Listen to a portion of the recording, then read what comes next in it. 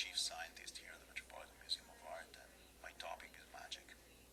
I grew up in Italy, and magic is something that one would hear going out in the countryside and hearing about witches and curses and legends. And science came in as a part of that. I'm not afraid to tell you that I had a science chemistry box and made all kinds of stinking and staining and corrosive mixture, many more than you can actually do today. And if it was not in the kit, I supplemented it very quickly with all kind of other stuff. And that's magic that you have in your hand, right? You can make it there. Suddenly it's smoking, suddenly it's foaming, suddenly it has color. So you sort of feel empowered.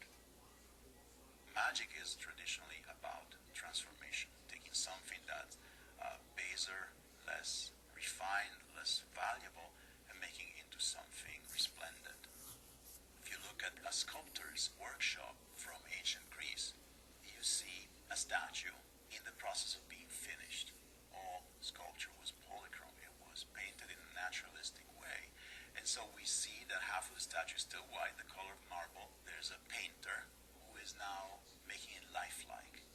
The painter and the statue are not alone in their studio. The artist is assisted by the gods, so it's part of a supernatural endeavor. He's performing magic. Magic is what people in ages past used to call things they didn't understand. There are many things that we don't understand now that we no longer call magic.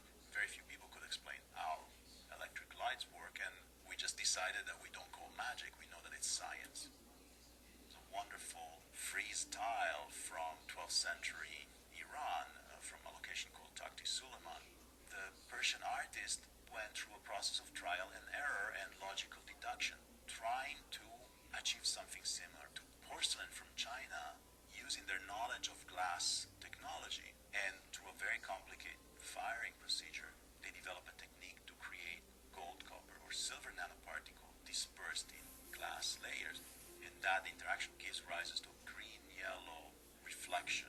It's very complicated science that was understood in a functional way on anybody other than the person doing it and those in on the secret. This would have appeared like something absolutely magic.